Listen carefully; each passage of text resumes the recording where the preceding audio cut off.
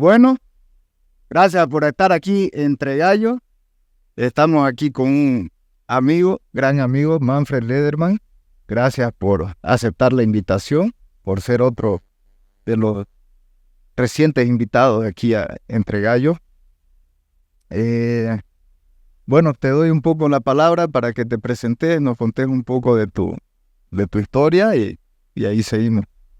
Bien, gracias Raúl.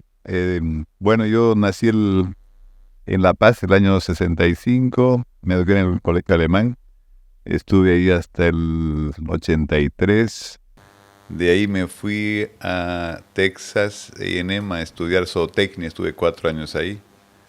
Vine a trabajar con mi padre un año, él tenía aquí una propiedad donde criaba ganado de leche. Estuve un año ahí, pero ahí me di cuenta que, bueno, vivir con el jefe era difícil, así que decidí volver a estudiar. Estuve 2 años más, me fui a Luisiana, ahí hice una maestría en administración de empresas y de ahí volví para acá y aquí empecé a trabajar en la banca y estuve, bueno, desde el año 99 hasta el año 2017 aproximadamente, 2017-2018. ¿Y ahora estás ahí, con qué? ahora estoy haciendo ganadería. Ahora estoy Con haciendo ganadería. ganadería. Estoy vuelto a mi primera pasión, digamos, ¿no es cierto? Sí. La verdad que fue algo difícil, una transición, no sé si difícil, ¿no? Pero para alguna gente le puede parecer extraño, digamos, qué relación tiene el uno con lo otro, pero para mí fue algo natural porque al final, bueno, es algo que yo había estudiado, había pensado hacer cuando era chico.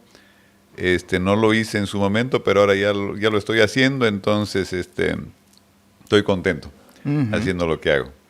¿Y de dónde nace dijiste, ¿no? Es una de tus pasiones, ¿no? Entonces, Sí. ¿de dónde viene esa pasión? ¿Cómo llegaste a Texas a estudiar zootecnia? ¿Cómo fue ese momento? Yo creo que todo se origina en el hecho de que mi padre tenía una propiedad ganadera en el Beni. Él era suizo, él se mudó a Bolivia el año 49, siglo pasado, ¿no?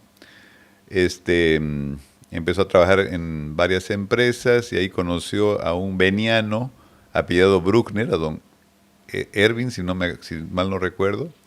Él lo invitó al Beni y en ese entonces, bueno, el Beni era un lugar poco explorado, donde habían tierras, muchas tierras no muy caras y había mucha pesca, mucha cacería, y eso es algo que a mi padre le encantaba hacer, así que el Beni para él es algo que él le encantó desde el primer momento. Él venía de Suiza, digamos, de un lugar, un lugar en plena Europa donde más es el frío que el calor, entonces para él ir al Beni donde habían tigres, jaguares, lagartos, caimanes, era para él como ir al África. Completamente salvaje, ¿no? Completamente. Entonces él compró una propiedad ganadera y bueno, y desde chico yo me acuerdo ir al Beni cada año, ¿no? Entonces cada vez esto se hizo, era algo que yo siempre esperaba de chico, ¿no? Irme al Beni 1 o 2 semanas, andar a caballo, estar con el ganado, o sea, para mí era siempre una aventura, ¿no? Sí.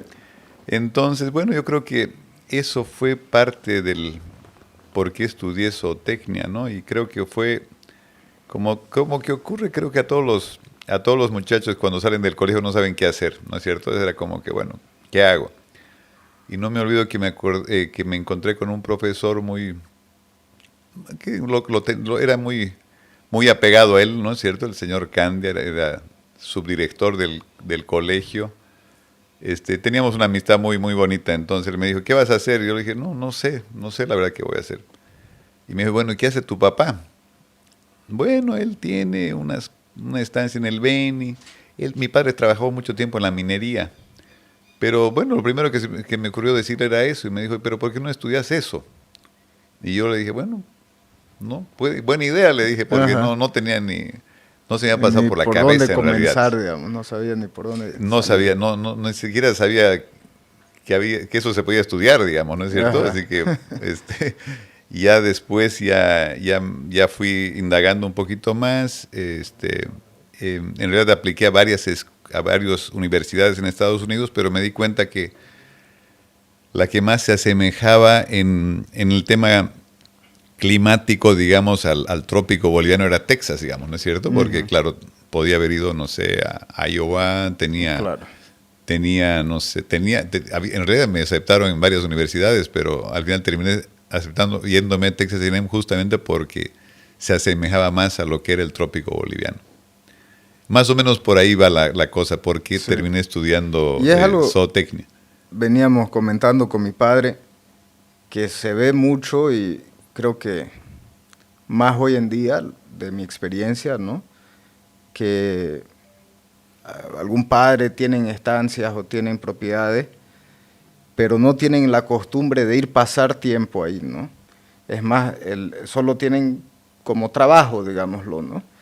Y al no tener esa costumbre, no ir pasar un tiempo agradable con el hijo o con la familia, después el hijo sale, dice, voy a estudiar o agronomía o zootecnia, pero no quedó el imprint de cuando era joven, de las experiencias agradables que uno puede tener en el campo, ¿no? Porque al mismo tiempo que tiene experiencias agradables, también hay ciertas cosas que son incómodos, ¿no? Sí. Hay mosquitos, hay garrapatas, a veces hay lugares que no hay luz, no hay agua caliente, ¿no? Y entonces, pero si uno no se queda con lo bonito, ciertas memorias agradables y que fueron parte de la infancia, de tu crecimiento, es difícil agarrarle ese gusto, ese cariño, ¿no?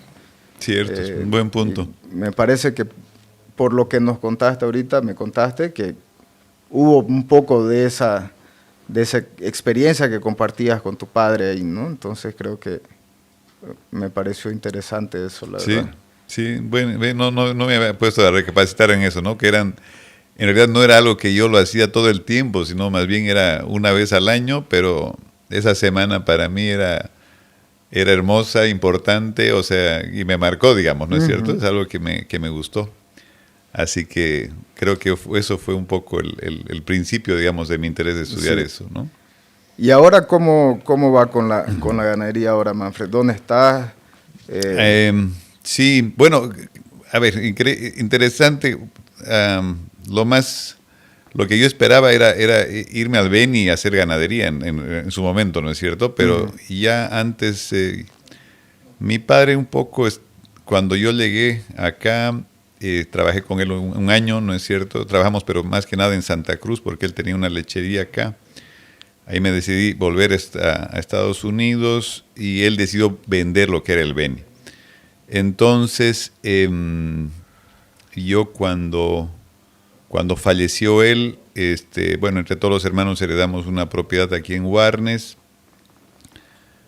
pero siempre era algo, yo quería otra cosa, quería algo para mí, ¿no es cierto? Entonces ahí es donde me animé a buscar algo en San Javier. O sea, yo estaba buscando algo más cerca, ¿no es cierto? Porque mal que mal el Beni tenía el problema de que para llegar allá era un viaje, ¿no es cierto? Viaje. O sea, era un viaje. Yo siempre decía que el Beni era una aventura desde la llegada, porque claro, en su momento cuando vivíamos en La Paz, inclusive cuando vivíamos acá, yo iba al Beni a ver la propiedad de mi padre justamente, a hacer recuento, quedarme allá un tiempo. La llegada era, bueno, había que llegar en avión hasta Trinidad, después agarrar una avioneta hasta Baures, y ahí era o lancha o a caballo hasta la propiedad, ¿no es cierto? Entonces era pues un viaje. La aventura comenzaba. Era una aventura desde la ida hasta la vuelta, ¿no es cierto? Por primera vez hicimos un viaje en movilidad, no sé qué año lo hicimos, creo que el año, no sé, hace unos 20 años nos fuimos en movilidad y fueron como 3 días, digamos, ¿no es cierto? Con mi hermano, con unos amigos. Ajá. Y a la vuelta todavía se le fregó el auto. Bueno, toda una aventura, ¿no? Como siempre, no siempre todo sale como uno quiere, ¿no? Nunca sale exactamente como uno quiere. Exactamente es difícil. Ahora, el mejor viaje ya que estamos hablando del Beni, el mejor viaje que hice fue arriando caballos, en realidad. Porque, claro, para la actividad ganadera siempre se necesitaban caballos. En ese entonces la anemia infecciosa estaba muy fuerte. Entonces prácticamente perdíamos, no sé, el 20-30% de los caballos se morían cada año, ¿no es cierto? Entonces había que reponer caballos cada año o cada 2 años. Entonces mi padre tenía caballos acá y una vez me dijo, ¿no te animas a arriar caballos desde Casarabe, que es un lugar cerca de Trinidad, hasta nuestra propiedad, que quedaba a 8 días de arreo? Yo joven, tenía, no sé, 24 años, creo. Le dije, claro, lo hago. Y lo hice, ¿no? Claro que no sabía lo que me estaba metiendo, digamos, ¿no? Hasta que empezamos a andar, no, pues los primeros 2 o 3 días fueron 10, 12 horas a caballo. Y claro, dormir en hamaca, ¿no? Despertar. ¿Cuántos eran? ¿Cómo era el equipo? Más o menos éramos 4 personas, o sea, 4 jinetes, digamos, y llevando una tropa de unos 50 caballos más o menos, ¿no? Entonces iban 2 adelante, 2 atrás, íbamos buscando lugares donde quedarnos todos los días, ¿no es cierto? A veces encontrábamos, a veces... Bueno, siempre tuvimos, no es que teníamos la suerte, simplemente más o menos estaba ya... previsto llegar a ciertas propiedades para dejar los caballos, ¿no es cierto? Ahí, y poder dormir. Pero no siempre había agua potable, digamos, ¿no es cierto? Claro. Entonces a veces había agua, a veces no había agua, entonces a veces uno se bañaba, a veces uno no se bañaba. Los desayunos era café con un cigarrillo, digamos, ¿no es cierto? Y para arrancar temprano y empezar a andar, digamos, ¿no? Recién ya... almorzábamos cuando llegábamos a algún campamento, hacíamos nuestro campamento, pero fue una experiencia lindísima, digamos, ¿no? Obviamente que sufrí en su momento, ¿no? Porque uno al final tampoco estaba acostumbrado a andar a caballo tanto tiempo, pero ahora que lo recuerdo pues con mucho cariño y hasta con orgullo, porque bueno. No, y debe ser, con mi padre hemos hecho varias cabalgatas, pero al final del día está todo programado, hay un equipo de apoyo que te encuentra, te ayuda a armar las carpas. Vos tenés que cuidar de tu caballo y todo, pero el ensillarlo, desensillarlo, pero sí tenés un cierto apoyo, ¿no? Así es. Las horas encima de la montura podrán ser las mismas, pero el esfuerzo, la diferencia, estás llevando 50 caballos sueltos, que tenés que asegurarte de que lleguen al destino, ¿no? Y entonces sí es más... Es un poco más de trabajo, ¿no? Sí, no, fue toda una experiencia, muy agradable. ¿Y en ese viaje hubo alguna anécdota así que te...? No, güey, a ver, ¿qué anécdota? Sí, hubo una anécdota. Recuerdo que llegamos a una propiedad, creo que a las 6 de la tarde, entonces pedimos lugar donde quedarnos, ¿no? Que nos dejen entrar con la tropa. Y la gente o el dueño o el administrador dijo que no quería que nuestros caballos se junten con sus caballos, entonces que no había campo, que más bien nos fuéramos a otra propiedad. Entonces, bueno, más o menos ese día casualmente habíamos cruzado el monte San Pablo, que se llama, que es un monte muy cerrado. Pasamos pues, nos tumbó el caballo, estábamos con barro, digamos, desde de pies a cabeza, buscando agua. No nos dieron, no nos dieron lugar donde quedarnos, tuvimos que ir a la otra propiedad, digamos, creo que a las 7:30 de noche. Bueno, por lo menos llegamos, ¿no es cierto? Y cuando pedimos agua, nosotros dijimos, de alguna noria debe haber acá, y nos dijo la señora, bueno, allá atrás hay agua, dijo, ¿no? Y básicamente era un bajío. Era un bajío donde el agua era lo que había ahí en el campo, digamos, ¿no es cierto? Así que con una tutuma nos bañamos con esa agua. Creo que tenía tanto barro como teníamos nosotros, ¿no es cierto? Así que esa noche fue terrible, ¿no? Terrible. Pero después de eso todo se acomodó porque ya estábamos más cerca de la propiedad, conocíamos más a la gente, así que no, pues después el resto parecía un hotel 5 estrellas. Después de esa noche que pasamos fue terrible, la verdad, ¿no? No dormimos muy cómodo, te voy a decir. Pero fue una bonita experiencia. Hay un brasilero, Felipe, ahora se me fue el apellido, pero él se fue muy joven a vivir a Canadá y a los 18, cuando salió del colegio, Ya. justo el momento que usted dice, ¿no?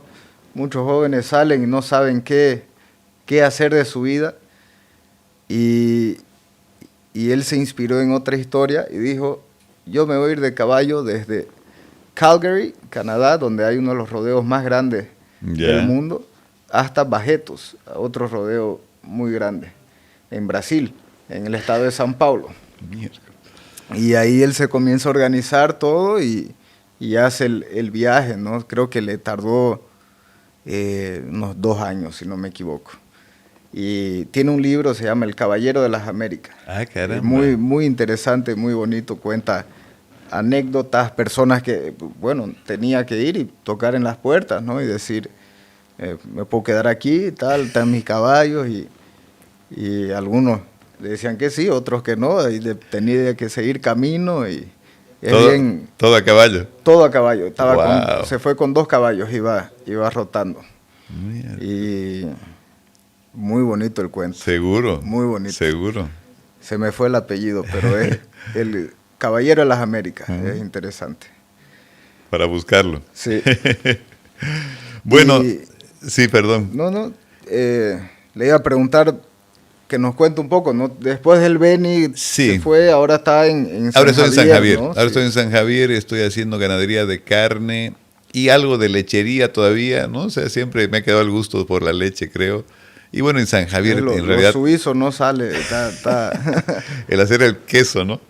En realidad, el tema de la lechería en San Javier es algo muy, muy común, ¿no es cierto? O sea, todas las propiedades tienen sus lecheras, porque es una forma también de tener un ingreso permanente, ¿no es cierto? Hacemos queso, no tengo muchas, tengo unas 30, 40 lecheras, pero más que nada es carne. Ahora, ¿por qué San Javier? Yo digo, la verdad que no sé, o sea, me enamoré, creo, del lugar, de la geografía, de la topografía. Me gusta mucho todo lo que son las colinas que hay alrededor de San Javier, el verde, la tierra roja, la gente muy, muy cordial, muy hospitalaria. Hay agua, tengo agua ahí, tengo un río que atraviesa la propiedad, mucha fauna silvestre, o sea, hay tucanes, hay parabas en toda la propiedad. Realmente es un lugar hermoso, digamos, ¿no? Y que queda a 50 kilómetros de San Javier al norte, hacia el río Blanco. Y ahí te cuento una anécdota muy rápida que para mí es interesante, porque al final como que la vida va juntando ciertas cosas, algunas cosas se van atando de alguna forma, porque casualmente o no, digamos, en la propiedad que teníamos con mi padre en el Beni, pasaba el río Blanco, ¿sí?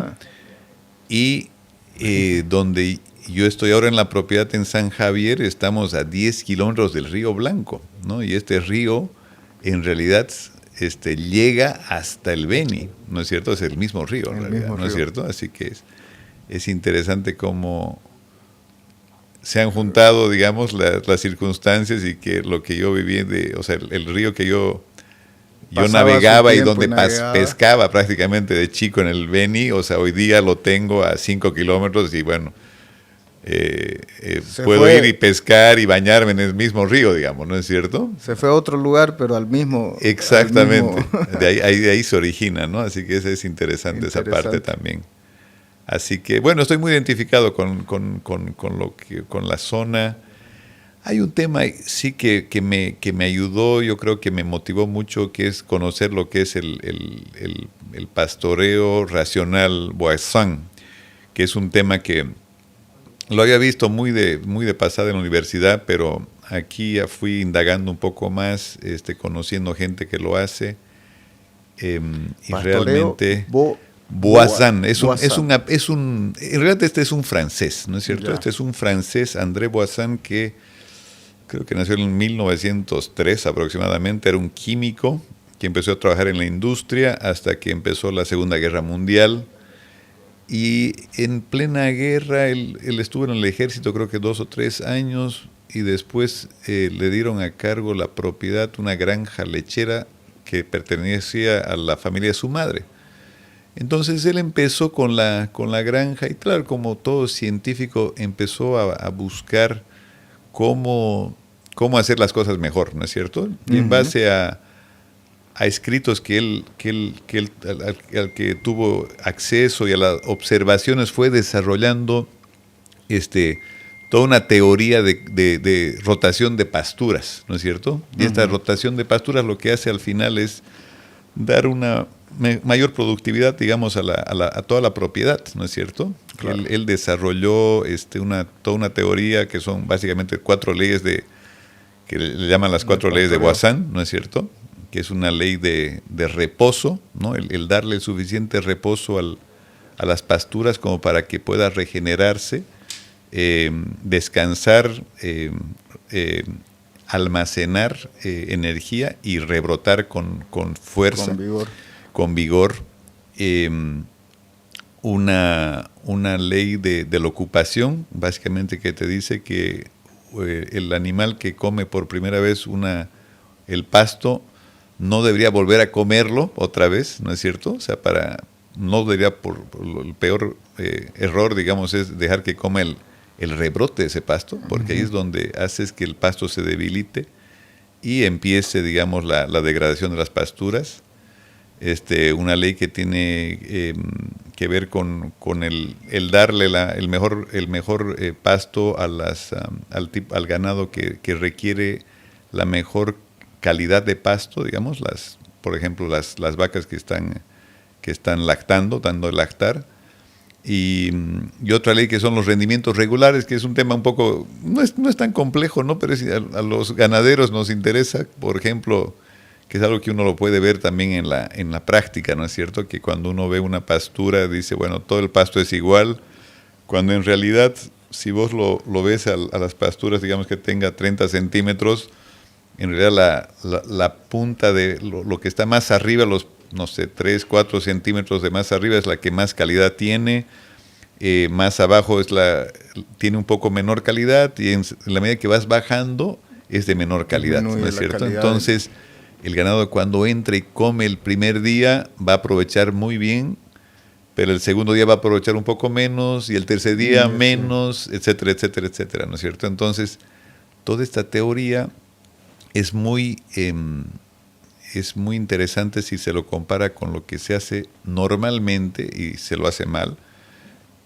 y es lo que se ha hecho por muchos años, digamos, que es la ganadería extensiva, que básicamente es dejar que el animal se las busque y camine una y otra vez por el mismo lugar y coma una vez y espere que rebrote y vuelve a comer y vuelve a comer y vuelve a comer, y lo que terminas haciendo es prácticamente degradando tus pastizales, dejar que la hierba penetre y bueno, y a la larga pues es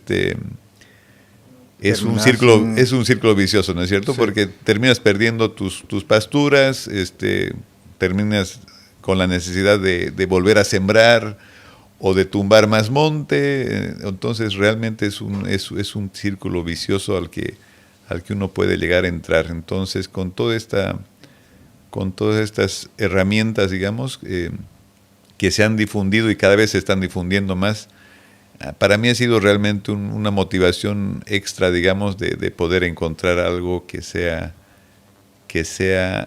amigable con el medio ambiente, pero a la vez que genere eficiencia, que genere sostenibilidad y también rentabilidad, ¿no es cierto? Claro. Porque a la larga hace parte de la sustentabilidad, ¿no? Exactamente. O sea, tiene que sobrevivir también por ese lado económico, porque si no...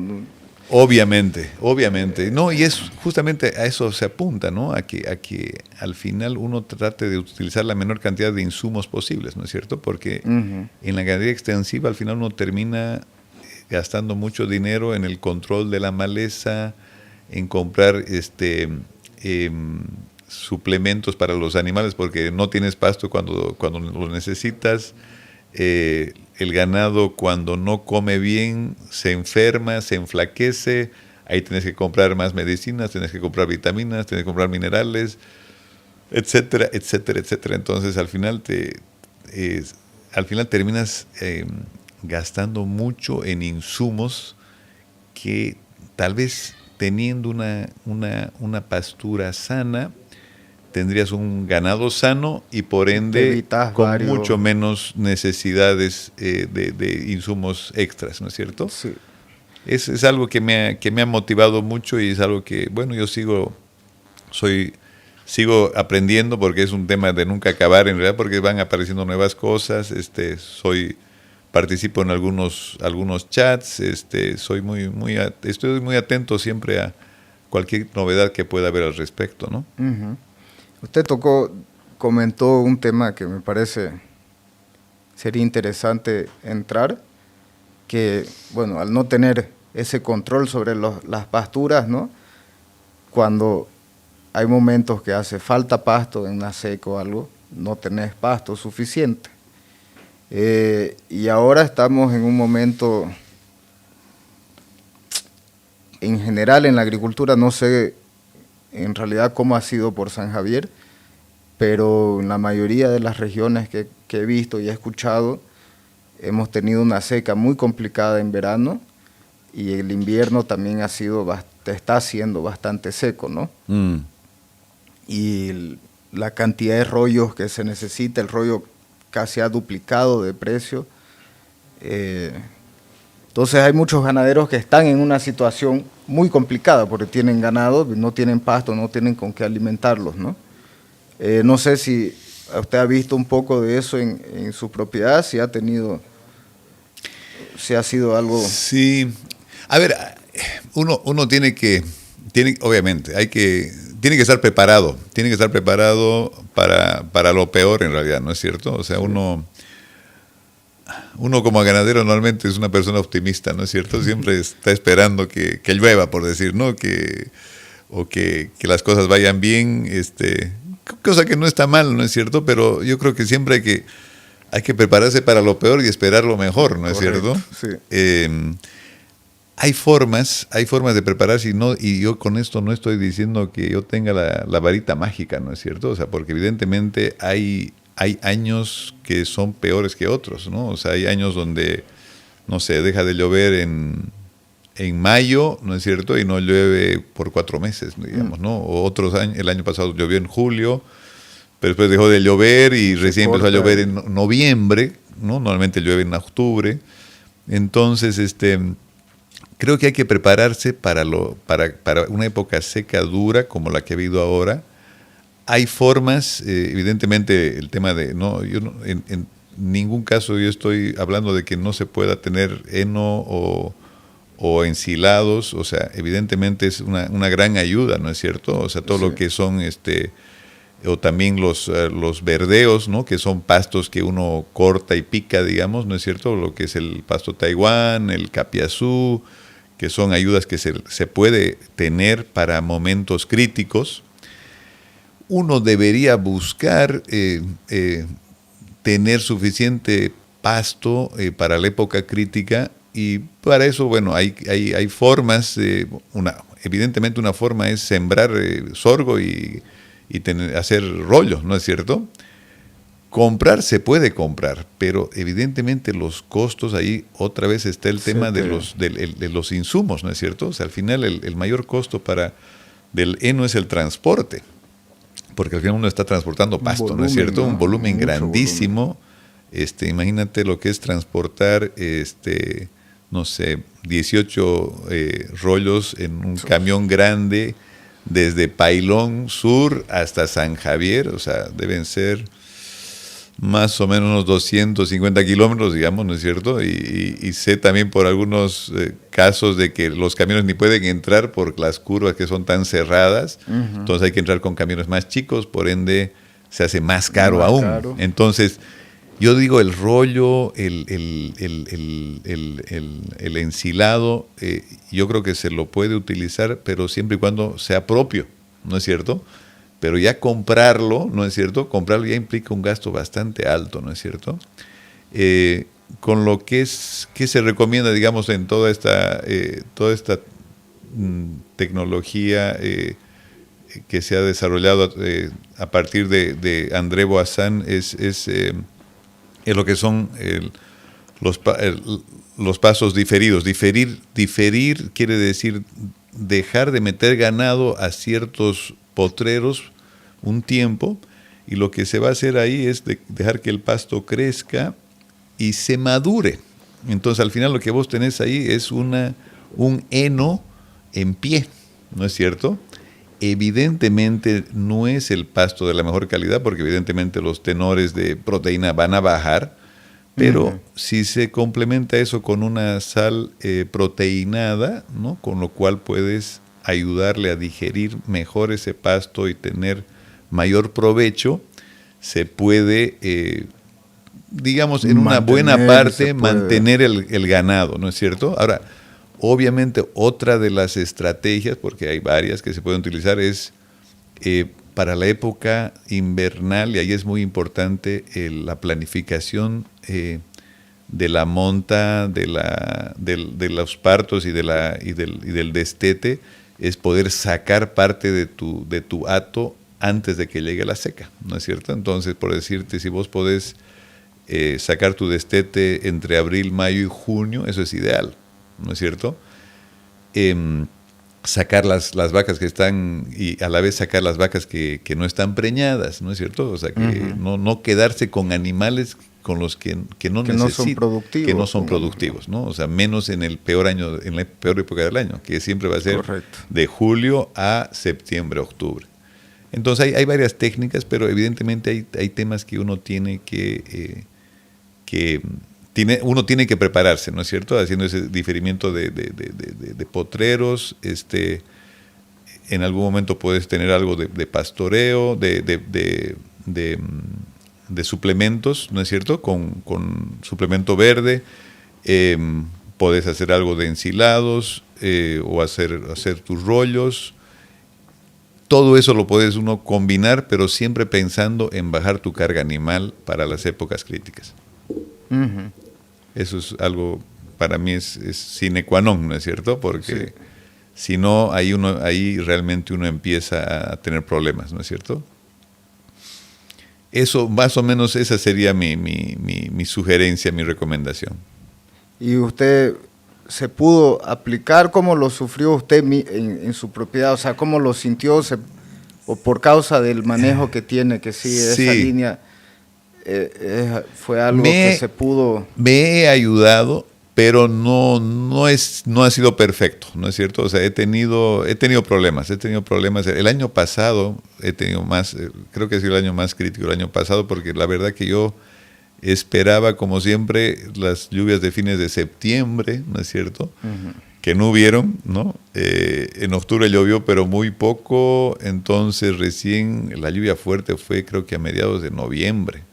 Entonces, realmente, y tal vez fui demasiado optimista, ¿no es cierto? Yo dije, no, estoy bien, hasta en octubre va a haber pasto, ¿no es cierto? Y no hubo. Por eso digo, yo creo que uno va aprendiendo tropezándose, ¿no es cierto? O sea, claro. Este año yo he sido más pesimista, y lo que yo estoy buscando es justamente, estoy bajando mi hato, tengo pasto de verdeo, estoy haciendo una planificación donde el ganado esté más tiempo en los potreros, que coma el pasto hasta más abajo, por decirlo, ¿no es cierto? Y esté más tiempo, y haga que porque al final el ganado va, si se quiere, va desfilando a través de los potreros, ¿no es cierto? Entonces, en vez que dé 3 vueltas, digamos, como lo dio el año pasado, vaya solo una vez, o tal vez 2, ¿no es cierto? O sea, porque esa es la forma de proteger tus pasturas, tus potreros, y a la vez, de mantener tu ganado, ¿no es cierto? Es algo que... Todo este tema realmente es algo tan interesante, porque al final, por lo menos yo lo veo como un cambio, ¿no? Un cambio en el paradigma del ganadero, ¿no es cierto? El ganadero siempre por lo menos así lo he visto yo, siempre se ha preocupado de sus animales. Y en realidad el patrimonio principal son los suelos y las pasturas, ¿no es cierto? O sea, si tus suelos están sanos, tienes buenas pasturas y tienes buenos animales. Pero si vos puedes tener la mejor genética, pero si tenés suelos malos y no tenés pasto, ¿de qué te sirve? Sí. ¿No es cierto? Entonces, sin producción vegetal no tenés ninguna producción exactamente. Animal, ¿no? Y en una época crítica, en realidad, y eso lo he aprendido, en realidad si uno tiene que sacrificar, uno debería sacrificar sus animales y no sus suelos.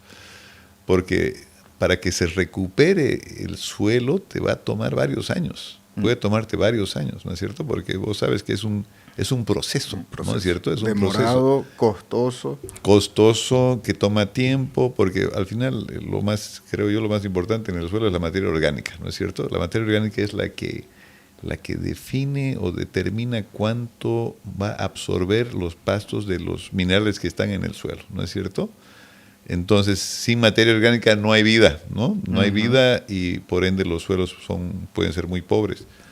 Entonces, si uno no cuida el suelo, es imposible que uno pueda tener buena ganadería, ¿no es cierto? A no ser que, quiera vivir comprando rollos y que definitivamente no, a la larga, no es sostenible económicamente, ¿no? Eso es fácil verlo, ¿no es cierto? Entonces, creo yo que ese es algo que me ha quedado muy claro, que hoy en día, yo creo que por más que siempre, el ganadero siempre va a ver primero al ganado cómo está, si está gordo, que no, obviamente el ganado es importantísimo, ¿no es cierto? Pero cómo está tu ganado va a ser un reflejo de cómo están tus pastos. Y tus pastos van a ser un reflejo de cómo están tus suelos. Entonces yo creo que uno está obligado a tomarle atención a la salud de los suelos, ¿no es cierto? Y ahí obviamente es otro mundo, ¿no es cierto? Porque definitivamente uno solo ve lo que estaba encima, en realidad lo importante es lo que está abajo, ¿no es cierto? Lo que no se ve. Todo lo que son los microorganismos. Todos los microscopios. Es un mundo aparte, ¿no? Es un universo aparte realmente, muy interesante también, ¿no? Eso ya va a aparecer otro podcast. Hemos hecho uno con Marcio, pero está en portugués. Marcio es una persona muy interesante y con él comenzamos a trabajar. Él no le gusta ponerle nombre, pero prácticamente es la agricultura regenerativa. Ah, qué interesante. Y el concepto principal es que los suelos son vivos. O sea, uno lo ve como algo inerte que está ahí, ¿no? Pero en realidad tiene una fauna que uno se come al otro y todo está sucediendo como un bosque, pero microscópico, ¿no? Y se trabaja mucho encima sobre la materia orgánica, en tener cierta variedad de vegetal, porque hay ciertos organismos que van mejor en ciertas plantas y viceversa, ¿no? Entonces, hicimos un podcast con él, fue muy interesante, y venimos trabajando con él hace un tiempo ya, pero es complicado. Y si ya está degradado, si no tenés materia orgánica, si estás en una situación crítica, para revertir eso son varios años de trabajo, dolores de cabeza, bastante plata también y conceptos muy distintos también, ¿no? Porque a veces uno piensa que es poner un insumo, comprar un insumo, poner y solucioné mi problema, ¿no? Pero en realidad es algo que te toma tiempo, te toma esfuerzo y trial and error, ¿no? Intento y uno va intentando y fallando y mejor aquí, mejor allá. Estamos haciendo mix en invierno, se siembran 5 variedades de especies de plantas distintas, mezcladas, entreveradas, una que te ayuda con la descompactación, una que te ayuda a traer fósforo, y ahí va, y ahí el mundo es infinito, ¿no? Y la cantidad de especies de plantas que cada una tiene su función es impresionante. Pero si lo descuidas, después te vas a deparar con un problema muy grave. Y no es que podés simplemente agarrar la tierra de allá y ponerla aquí, ¿no? Entonces, es complicado, pero es es un área que me gusta mucho, la verdad, me llama mucho la atención. Bueno, justamente, acotando lo que dices, o sea, hay una de las técnicas que se está utilizando cada vez más para los suelos degradados es justamente utilizar animales, ¿no es cierto? O sea, que hay una interacción Correcto. con los animales porque evidentemente, en este caso los rumiantes, digamos, pueden, a través de su estiércol, que es la orina y las heces, digamos, van fertilizando el suelo y van creando otra vez esa materia orgánica que es tan necesaria, ¿no es cierto? Y repopulando también la cantidad de microorganismos y cosas, ¿no? Porque en el rumen, en la saliva, todo, la Así cantidad es. de microorganismos y toda su microbiota, al final del día, va al suelo. Y suelos que uno año tras año les pone montoneras de químicos para protegerte de ciertos insectos o ciertos bichos, terminás mal que mal afectando los otros, Tal cual. los otros bichos que tenés ahí, ¿no? Tal cual, tal Entonces, cual. es muy complejo y hay muchos estudios que apuntan que la solución es esa unión, ¿no? De los dos mundos, del animal con la producción vegetal. Y a mí lo que me parece más, no sabría decirte la palabra, pero me hace volar la mente es que si uno va a ver y todo el ganado es el diablo, ¿no? Para el calentamiento global. Y si uno lo analiza y ve bien, la mejor manera de restituir tus suelos y volver a darles vida es justamente integrando la ganadería en esas áreas, ¿no? Así es, así es. Bueno, hay muchos estudios al respecto, ¿no es cierto? Y bueno, cabalmente hablando un poco del tema de lo que se ha ganado un mal nombre a la ganadería a nivel mundial, digamos, ¿no es cierto? Por el tema del calentamiento global. Yo creo que todo lo contrario, o sea, yo creo que la ganadería puede ayudar más bien en muchos sentidos. O sea, en primer lugar, lo que hemos hablado, ¿no es cierto? Puede ayudar a restablecer suelos desérticos, ¿no es cierto? O degradados. Los pastizales, se ha visto ahora que captan mucho carbono, entonces más bien contribuyen positivamente, digamos, a lo que es la secuestración de a la carbono, secuestración, ¿no? de carbono, ¿no es cierto? No se puede dejar de considerar de que los rumiantes, al utilizar la celulosa y la hemicelulosa, digamos, de plantas que nadie más las puede utilizar, las convierten en proteína de alta calidad, digamos, ¿no es cierto? Entonces es algo que ese es un aporte, digamos, que se le hace a la humanidad muy grande, que se lo está menospreciando, si tú quieres, ¿no es cierto? Y además, justamente con todas estas nuevas técnicas que se busca una mayor eficiencia, o sea que básicamente también creo que se va a ir mejorando en que se produzca la misma cantidad de proteína con menos ganado, ¿no es cierto? O sea, porque al final si vos podés tener en un solo lugar, en un mismo lugar,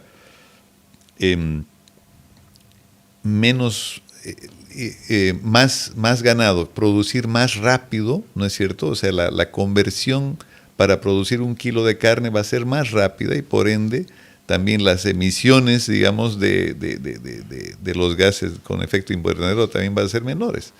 Entonces yo creo que hay un aporte muy grande que la ganadería puede hacer a lo que es todo este tema del calentamiento global, que evidentemente es algo que al mundo entero le está importando y que, bueno, a la larga no podemos soslayar, digamos, ¿no es cierto? Y sobre todo Sí. pensando también en las futuras generaciones, ¿no? Porque al final el planeta es uno solo, la cantidad de tierras arables es una sola, pero la población va subiendo. Entonces, a la medida que la población sube, también sube la demanda de alimentos. Entonces, yo creo que Latinoamérica, digamos, su rol es justamente ser el granero del mundo, ¿no es cierto? Entonces, ya lo es, ¿no? Ya lo es. Sí. Y se puede mejorar con lo que tiene. Definitivamente. Tiene mucho por mejorar. Mucho en todos lados, ¿no? Y hay un tema, por si lo quiere buscar, Marcio me lo mostró. ¿Ya? Es un curso, hay el curso, ¿no? Pero en realidad es una, ¿cómo se diría? Fue una holandesa que lo desenvolvió, le puso el nombre de Soil Food Web. Ya. ¿No? Y ahí muestra, hay un curso online que uno se entra, soilfoodweb.com, si no me equivoco.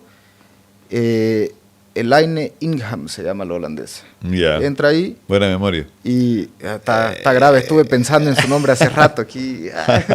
Ahora vino. Un curso donde te enseñan cómo hacer los muestreos. Ya. Entender esa relación de la microfauna que hay en el suelo, los beneficios que puede tener, cómo hacer los muestreos, el estudio, hacer un conteo por microscopio, que uno lo piensa que es algo muy complejo, pero en realidad con un microscopio normal, uno va, coloca ahí y se puede ver y decir, esto es un hongo, esto es una bacteria. ¿Ah, sí? Y ahí hay una relación, ahora no me acuerdo, de hongos, bacteria, que te da se podría decir... Un diagnóstico, ¿no? Ya, puede ser que no pilles salud, nada. de la salud del de la suelo. salud del suelo. Puede ser que no pilles nada, ¿no? Ahí Ya. ya está, bien complicado. Pero dependiendo de esa relación, hay ciertas plantas que se benefician y ciertas que no, ¿no? Y es muy interesante, es simple, es didáctico el curso. Interesante, me interesa. Creo que vale mucho la pena. Y de ahí, bueno, después de todo, también haciendo ciertos extractos de suelos o dentro del monte o de las cortinas, ella hace un cultivo. Pero con los microorganismos originales de la región, ¿no? Sí, he escuchado Entonces eso se lo reproduce y se puede aplicar. He visto ya propiedades que hacen eso, es un poco más complejo, que tenés que tener más cuidado al reproducirlo. Diría que sí se puede, que tiene resultado, pero que se tiene que hacer bien hecho. Y hay varios detalles y todavía está en desarrollo, ¿no? Ya. Creo que en Europa es un poco más, se ve más seguido, pero son realidades distintas, ¿no? Las extensiones de las propiedades, el tamaño, la cantidad que se necesita son otras, las máquinas que se utilizan son otras, entonces cada una tiene sus cosas buenas y sus cosas malas, ¿no? Entonces, y sus cosas para aprender más que todo, ¿no? Qué interesante, ¿eh? Pero muy interesante, Soil Food Web de Elaine Ingham, hay mucho para leer, mucha lectura de ella. Vamos a tomar nota. Yo tuve la experiencia de ir con usted a su propiedad ahí en San Javier, fue muy lindo, a mí me encantó, nunca he visto esa cantidad de pájaros, es increíble la cantidad de parabas, tucanos, de todo, sí. La cantidad de pájaros fue mind-blowing para mí, ¿no? Fue muy lindo. Pero también fue una aventura, ¿no? Yo no me... Fue bien sorpresa porque salimos en un día tranquilo, soleado, y a mitad de camino se bajó la lluvia, que fue una lluvia tremenda, ¿no? Es así.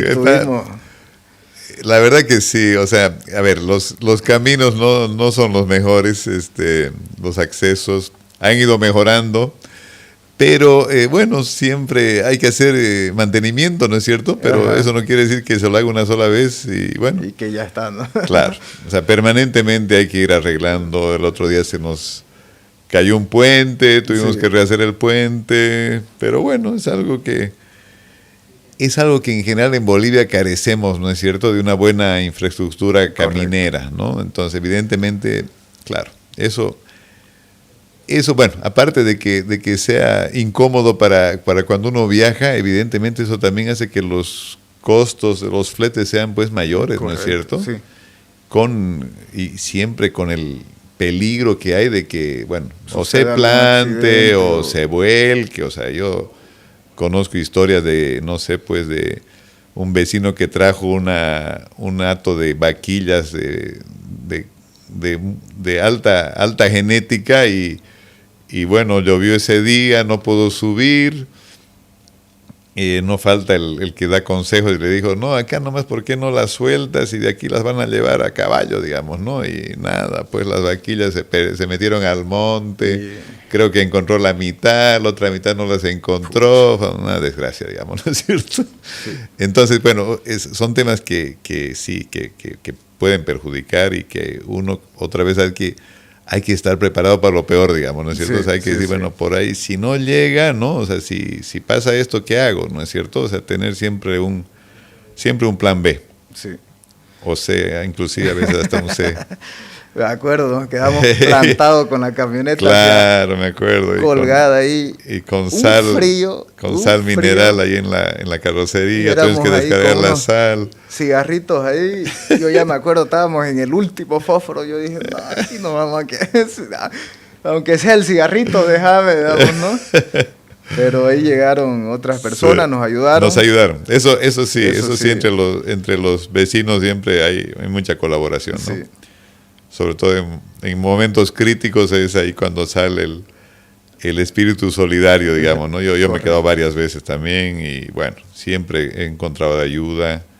Alguna vez un camión creo que estaba, y ni siquiera tenía carga, un camión que estaba yendo a la propiedad, justamente entró a un lugar donde estaba muy resbaloso, pisó el freno y se metió a la cuneta, ¿no es cierto? Entonces, nada, pues yo pensé que con la camioneta podía jalarlo, pero obviamente la diferencia de peso era muy grande, pues no eran, no sé, 1 tonelada versus 7 toneladas, creo, así que tuvimos que traer un tractor, pero bueno, siempre hay formas de arreglárselas, digamos, ¿no es cierto? ¿No? Sí, de alguna forma, sí, la verdad. Gracias a Dios, sí. Pero hay siempre ese espíritu de colaborarse entre los vecinos, ¿no? Ajá. Eso es parte de lo bonito de San Javier. ¿Qué hace lo vende su queso? Me quedé con esa duda en la cabeza. ¿Se lo puede pillar en algún lugar? ¿O el queso el queso lo vendo a una persona que recolecta quesos. Él es si quieres, recolecta quesos en San Javier y él los lleva. Los lleva a Trinidad. Sí, se van al Beni los quesos en realidad, ¿no? El queso javiereño pues tiene mucha tradición, tiene buena fama, ¿no? Porque es un queso, no sé, o sea, el sabor que tiene es agradable. Yo lo traigo, acá lo traigo por encargo, a veces me lo encargan. Normalmente cuando lo traigo acá le ponemos un poquito menos sal, ¿no es cierto? Uh-huh. Porque evidentemente es un poquito salado para el paladar de mucha gente. En general a la gente le gusta el queso salado, pero las personas que me lo piden normalmente me lo piden con menos sal. Entonces yo a veces cuando traigo un molde y bueno, es para esa gente que me lo pide. Uh-huh. Yo me saqué una linda foto ahí de un toro Gir que... Sí, ganó, pues era toro, ha dejado muchas hijas del toro. Muchas crías ahí. Muchas crías. Le decíamos Zacarías al toro, ¿no? Porque fue justamente de la propiedad de tu padre, digamos, que vino, ¿no? Un toro muy bonito, un Gir bastante manso al principio, después ya no era tan manso, te cuento, ¿no? Igual que Zacarías, o sea, al principio era mansito, después ya se puso bravo. Ay, sí, ¿no? Un bonito viaje fue, la verdad. Uh-huh. Sí, me gustó mucho tenerte por ahí. Volviendo un poco al tema que veníamos hablando, ¿no? De los mix de plantas y de regenerar el suelo. Al final siempre terminamos hablando un poco con vos de hacer una cierta integración, pero no solo con cultivos no perennes, pero con cultivos perennes. Por ejemplo, las almendras chiquitanas. Me mostraste otra opción muy interesante también que se está estudiando en Brasil. Y bueno, son muchas opciones que el ganadero tiene, Sí. ¿no? Ganadero, agricultor. Pero sé que estás un poco más estudiado en la parte con las almendras chiquitanas, aunque sea le has dado un poco más de atención. Quería que me comentes un poco más sobre ese tema y un poco de tu experiencia o lo que has visto, ¿no? Sí. A ver, yo escuché de la almendra chiquitana más o menos hace unos 5 años, justamente cuando conocí a 2 ingenieros forestales, Reinaldo Flores, uno de ellos, que me comentó de la almendra, Jorge Olavarría, el otro, me comentó de la almendra como una alternativa para combinar con la ganadería. Entonces, la almendra, en principio, me lo contó y que es muy, muy cierto, de que se la puede utilizar como alimento, o sea, porque el ganado la come, en realidad, la almendra viene dentro de una fruta, es una drupa en realidad, ¿no? ¿no? Porque las nueces en sí, por ejemplo, vienen... la fruta es la nuez prácticamente, ¿no es cierto? Pero hay las drupas que vienen dentro de una fruta, como por ejemplo el cayú, ¿no es cierto? O sea, el cayú también, la semilla viene dentro de una fruta, entonces uno puede comer la fruta. En el caso de la almendra chiquitana, cae la almendra, cae la fruta, el ganado come la fruta y escupe la semilla, en realidad. O sea, hace el trabajo que uno normalmente hace si quiere solamente rescatar la semilla. Bueno, pero en pocas palabras, me comentaba de que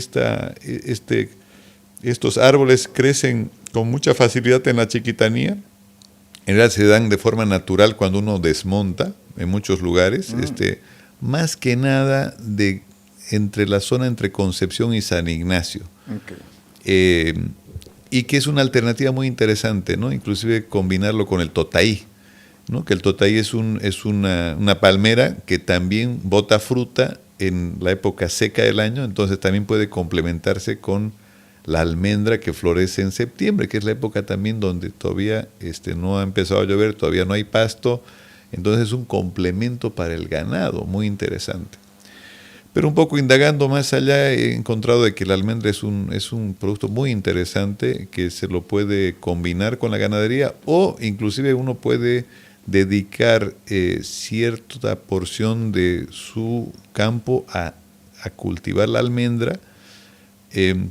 Se recomienda 2 o 3 años, en realidad no meter ganado, ¿no es cierto? Porque la verdad, las experiencias que se tienen es de que por más que uno le ponga protección, al final la vaca cuando ve algo o el ternero son curiosos y van a ver la forma de entrar y por ahí lo dañan al árbol, digamos, ¿no es cierto? Pero ya cuando tiene cierto tamaño ya es más fácil es más fácil de protegerlo y ya se defiende mejor, digamos, ante los animales, digamos, ¿no es cierto? Pero es un producto muy interesante. A ver, ¿por qué es interesante? Es un producto, es un árbol que crece a partir de los 3, 4, 5 años empieza a dar fruto, ¿no es cierto? Primero, evidentemente, da 1 kilo, por decir, uno puede cosechar una arroba, ¿no? Una arroba que son más o menos 11 kilos 50 en realidad, de fruto, y de ahí sale 1 kilo de semilla. Esa semilla es la que uno puede comer, ¿no es cierto? Y esa semilla, viendo las cualidades nutricionales que tiene, y ahí esto es lo interesante, y lo que he indagado, comparado con todas las otras nueces, almendras, está la nuez, la castaña, digamos, que llamamos, que es el Brazilian nut, que dicen en inglés, todo lo que es el cayú, el pistacho, lo que se llaman frutos secos, ¿no es cierto? Y nueces, es la que menor cantidad de calorías tiene. Pero no solo eso, tiene un alto porcentaje de proteína, más o menos un 20% de proteína, está entre las más altas y tiene un alto porcentaje de fibra, que también es muy importante a la hora de la digestión, ¿no es cierto? Entonces, esa combinación realmente la hace un producto que puede tener mucha aceptación a todo nivel, a nivel internacional básicamente, ¿no es cierto? Si no me equivoco, también la relación proteína-grasa tiene, comparado con las otras nueces almendras, tiene mucho más cantidad de proteína por la cantidad de grasa que contiene, ¿no? Así es. Porque las otras almendras, probablemente algunas hasta tendrán la misma cantidad de proteína, pero tienen más grasa mucha también, grasa. ¿no? Mucha grasa. Así Entonces, es. terminas consumiendo bastante grasa. Exactamente. ¿No? Entonces, esta tiene una relación grasa-proteína, la más alta, ¿no? Proteína-grasa en realidad. De acuerdo. Y sí, es un producto extremadamente interesante, ¿no? Y sea para exportación, que se puede trabajar y se merece en realidad, ¿no? Porque es algo que se tiene aquí, una de las riquezas más que tiene la Chiquitanía o el país en realidad, pero se tiene que trabajar encima de eso, ¿no? Es un producto con muy buena, creo yo, con muy buenas perspectivas, ¿no es cierto? Hoy en día lo que se hace es rescatar de los árboles que crecen naturalmente de varias comunidades, pero ya hay varios emprendimientos privados, ¿no? Donde se está sembrando, ¿no es cierto? Yo conozco ya varios y la verdad que estoy muy entusiasmado con eso. Yo he sembrado para probar cómo daba en mi propiedad. Dio bien, pero tuve el problema justamente de los animales, ¿no es cierto? O sea, se me metieron los ovejos, y evidentemente cuando se mete el ganado ahí es donde empieza a flaquear la cosa, ¿no es cierto? Entonces ya estoy planificando hacer una siembra exclusivamente de almendra, cerrar el espacio por 2 años, como me han sugerido, ¿no es cierto? Y la otra cosa que también se tiene que trabajar es el terreno donde uno lo va a sembrar, ¿no es cierto? Porque también un error que hice era simplemente, hacer los plantines, sembrarlo y regarlo y esperar que se dé. Pero evidentemente se puede preparar justamente prácticamente como una cama, digamos, donde esté la planta, con materia orgánica, con tierra negra, con ciertos minerales, cosa que cuando llegue la planta esté bien en un lugar bueno, que le dé alimentos por varios años hasta que crezca, ¿no es cierto? Porque al final un plantín es como un animal, al final un animalito que hay que criarlo de chico, que cuando tanto está, que el nombre que es justamente cuando llega a un lugar y se lo siembra, es como que llega a un lugar desconocido y tiene que batírsela solo, digamos, ¿no es cierto? Sí. Entonces hay que darle el cuidado que a veces no se le da, ¿no es cierto? Uno piensa que ya una vez que uno lo siembra, ahí acaba, y en realidad ahí es donde uno empieza en realidad, ¿no es cierto? Ese cuidado creo que yo no le he dado, la verdad. Entonces estoy justamente ya ahora viendo todos los errores que hice y viendo la experiencia en otras personas, ya creo yo que ya puedo hacer algo que sea más perdurable y empiece a ser más productivo, porque eso también me di cuenta que con el cuidado debido uno puede empezar a tener frutas a los 3 años de sembrado el árbol, ¿no? Si uno no lo cuida puede esperar 5 y no pasa nada, digamos, ¿no? Entonces depende mucho del cuidado que se le dé.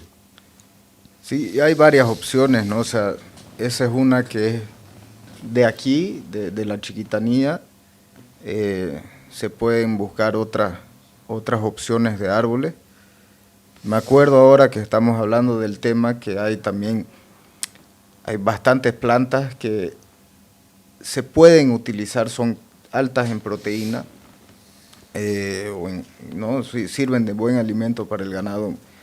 Una de ellas es la palma forrajera, que es como un cactus que crece así, son grandes las orejas, digamos, ¿no? Y eso el ganado se lo come. En Brasil se está utilizando cada vez más. Si no me equivoco, en México hay mucho y en Paraguay, en la parte del Chaco paraguayo se utiliza mucho. Ah, no conocía. No me acuerdo bien ahora, y se está comenzando a hacer de manera mecanizada la cosecha, se tritura y se lo da al ganado, ¿no? Y cactus. Es un cactus, sí. Ya, como el cactus. nopal mexicano, ¿será? No. Más o menos. Creo que haber visto eso, ¿no? Similar. Pero es Estoy un casi forraje. seguro que se llama palma forrajera. Palma forrajera, interesante. Sí. Yo he visto, por ejemplo, perdón que te corte, pero No. casualmente he visto, por decir, en San Javier justamente el motacú, ¿no? El motacú sí, que comentó. lo come, o sea, el ganado come la fruta del motacú, pero también se comen las hojas, ¿no es cierto? Entonces eso me he dado cuenta que y sobre todo en la sequía, cuando no hay mucho que comer, Igual, sí, lo pelan entero el motacú, digamos, ¿no es Ajá. cierto? Cuando está chico, lo comen muy bien. Entonces me he dado cuenta que sí, que puede ser una alternativa interesante, digamos, sobre todo para la época seca, ¿no? Sí, hay un híbrido también de yuca que siembran y la hoja es muy alta en proteína. Ajá. Que también se utiliza, se está comenzando a utilizar en Brasil. Interesante. No sé el nombre, he escuchado, lo he visto de reojo, pero en realidad me parece que hay un montón de herramientas, un montón de opciones que se puede utilizar y para poder evitar que el ganadero tenga que estar comprando rollos, haciendo, ¿no? y gastando. Exactamente. Y poder intentar aumentar un poco el margen de ganancia, ¿no? en la ganadería. Y al mismo tiempo con varios otros beneficios que hemos hablado también. Una opción muy interesante que me pareció fue la que me mostró de la macaúba. Sí. Eso lo tengo anotado aquí. Macaúba. Sí. Que es una palmera igual, ¿no? Una palmera de la región del Cerrado brasilero, similar a la chiquitanía, se podría decir, y que produce mucho aceite también, ¿no? Junto con varias otras montoneras de opciones, ¿no? Uh-huh. Igual de alimento, y que hay un proyecto muy interesante, ¿no? Que hay varios proyectos, ¿no? En realidad, ¿no es cierto? Hay varios proyectos. Bueno, ahora con todo este tema de los combustibles, los biocombustibles, ¿no es cierto? Está tomando mucha fuerza este tipo de productos, ¿no? Uh-huh. Tengo entendido que hay varias empresas europeas que están promoviendo este producto. O sea, sería muy interesante ver la posibilidad de hacer algo similar acá en Bolivia. Evidentemente necesita uno tener cierta escala, digamos, para que justifique hacer una refinería, por cierto, ¿no es cierto? Pero bueno, o sea, yo creo que la extensión que hay, y esto se puede combinar también con la ganadería, ¿no es cierto? Hacerlo en todo lo que es la chiquitanía. Yo creo que se podría dar muy bien acá también, ¿no es cierto? Entonces es una alternativa, y sobre todo ahora que se está volviendo cada vez más difícil conseguir combustible. Creo que el biocombustible es una alternativa muy interesante. Muy interesante. Y eso a nivel mundial se lo está viendo, ¿no es cierto? No solo acá, no solo en el Brasil, sino también, no sé, en Estados Unidos y la misma Europa, digamos, ¿no es cierto? Está poniendo mucha atención a esas alternativas. Sí. Y lo interesante es que son plantas nativas, ¿no? Por lo menos la macaúba y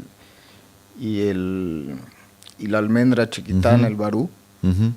Son plantas de aquí, que significa que al final del día están adaptadas. Así es. Al clima, al suelo, ¿no? Así entonces te evitas, puede ser a veces que no sea la más productiva, ¿no? Pongámoslo, pero te evitas años de intentos para hacer un mejoramiento genético para que funcione esa planta aquí, ¿no? Adaptarla. Claro. Entonces, hay mucho, ¿no? Y la macaúba no solo te sirve para un suplemento para el ganado, porque igual tiene mucha proteína, si no me equivoco, en la pulpa, ¿no? Seguramente. De lo que leí. Seguramente. Pero también podés crear otros productos, exportación genera muchas opciones e ingresos, no solo para el productor, pero para el país, ¿no? Puede ser algo muy interesante. No, imagínate el ahorro en divisas, ¿no es cierto? O sea, hoy por hoy lo que cuesta la importación de combustible, todo eso se puede ahorrar, ¿no es cierto? Sí. Entonces el efecto puede ser muy positivo, ¿no? Muy positivo. Correcto. Para la economía de todo el país y para la economía de la región y obviamente de los productores, ¿no? Para eso se requeriría, digamos, hacer un consorcio de varios productores que se pongan de acuerdo para poder llegar a una extensión suficiente para que justifique hacer algo así, ¿no es cierto? Una refinería. Pero ahí también nos encontramos con el problema de quién va a querer hacer una refinería en un momento como el que estamos, en el país en el que estamos, ¿no? Sí, así es. Y ahí se junta un montón de temas políticos, temas económicos y inseguridad jurídica, inseguridad de las tierras, ¿no? Invasiones y ahí sí. El camino es largo y para seguir hablando y tocar esos temas, pero cierto. Al final del día uno tiene que seguir haciendo y trabajando y apuntando a intentar crecer y evoluir, ¿no? Como país, como... Y esperando que mejoren las cosas, ¿no es cierto? O sea, yo creo que a la larga, no sé, yo creo que tienen que darse cuenta nomás de que la inversión privada, la iniciativa privada es importante, ¿no es cierto? Para el país, para generar fuentes de trabajo, para generar divisas, sí. O sea, realmente tarde o temprano yo creo que eso va a cambiar y eso esperamos. Y eso, bueno, para comenzar a entrar un poco, cerrar el episodio, ¿cómo ves el futuro de la ganadería aquí en Bolivia o mundialmente o en tu visión? ¿Cómo lo ves? Y las dificultades que esta situación ahora que está sucediendo en Bolivia puede tener para el ganadero o el agricultor, ¿no? A ver, a nivel mundial, por lo menos las proyecciones son de que el consumo de la carne va a seguir subiendo, ¿no es cierto? Evidentemente la carne es un commodity, ¿no? O sea, es difícil distinguirse una de otra, pero en la medida que crezca la población, aumente el poder adquisitivo de la gente, también aumenta el consumo de las proteínas animales en general y dentro de las cuales está la carne, ¿no? La carne vacuna, si se quiere. Creo que Bolivia tiene un futuro importante. Yo creo que el mejor ejemplo de que a lo que se podría llegar es el Paraguay, ¿no? O sea, que exportan, si no estoy mal, más de $500 millones en carne vacuna. Creo que podemos llegar a eso. O sea, el potencial existe. Evidentemente necesitamos seguridad jurídica. Creo que también algo de apertura por parte de los ganaderos de adoptar nuevas tecnologías, ¿no? Hacerse más eficientes. El tema de hacer sus operaciones más sostenibles creo que también es importante. Al final el mundo va a ir demandando cada vez más, ¿no? de que haya cuidado por el medio ambiente, ¿no? O sea, eso es algo que se viene. una moda, es una tendencia, ¿no? Entonces yo creo que eso hay que considerar. Hay que considerar lo que es el bienestar animal, el tema social que implica el hacer la ganadería, desde las condiciones del personal, el cuidado que se tiene de toda la propiedad. Al final lo que uno hace como ganadero es convertir el sol, el suelo, el aire y el agua en proteínas, ¿no es cierto? A través del pasto. Entonces, uno tiene que preocuparse de todo eso, ¿no es cierto? Sí. O sea, tiene que preocuparse de los afluentes que tiene, o sea, uno tiene ojos de agua, hay que protegerlos, hay que cuidarlos, evitar el uso, lo más posible, evitar el uso de agroquímicos o venenos, ¿no es cierto? Al final uno cuando termina matando a la garrapata, también matas al yo creo que es más, no sé, personalmente, sí. Yo diría más el uso consciente, ¿no? De acuerdo. Saber el efecto que puede tener en los otros organismos, en el ecosistema. Vas a terminar usando, es necesario, ¿no? Pero usarlo consciente, no simplemente abusar y echar ¿no? De acuerdo, de acuerdo. Obviamente, usándolo consciente, evitas de usarlo excesivamente, ¿no? Pero sí veo que todo lo que has comentado, ¿no? Y esa conciencia de lo que uno hace en el campo, cuidando el medio ambiente, no estás solo cuidando al planeta, pero estás cuidando a la actividad que te da de comer, que te hace vivir, y estás perpetuando esa actividad, ¿no? Tal cual. Para que puedas seguir adelante y tus hijos puedan seguir con ella, nietos y así sucesivamente, ¿no? Así es. Yo creo que esa es una meta que uno debe plantearse como ganadero, ¿no? De que no solo pensar en sí mismo, sino en las futuras generaciones, ¿no es cierto? En que lo que uno deje sea sostenible en el tiempo, ¿no? Sí. Sean tus hijos o sea otra persona, pero seguramente serán las nuevas generaciones, ¿no es cierto? Y yo creo que parte de la gran mayoría de las personas que trabajan en el campo y todo, tienen esa mentalidad. A veces puede ser que no tengan... Hay muchas cosas, muchos estudios, todo que cada vez está saliendo más y más y más, ¿no? Entonces mantenerse actualizado, a veces uno no lo acompaña o tiene una cierta idea, pero nadie quiere agarrar y simplemente destruir y que quede algo... Cierto. Yo no lo veo así, no creo que lo hago con ganas de que esto se destruya. Al final del día, él está ahí, él lo ve y su pasto se está degradando y cómo, ¿no? ¿Y qué hago, digamos, no? Y solo empeora y no sabe qué hacer. A veces buscar ayuda hoy día en internet. Uh-huh. Gran parte del por qué comencé igual la idea del podcast es para poder intentar traer y acercar conceptos, ideas.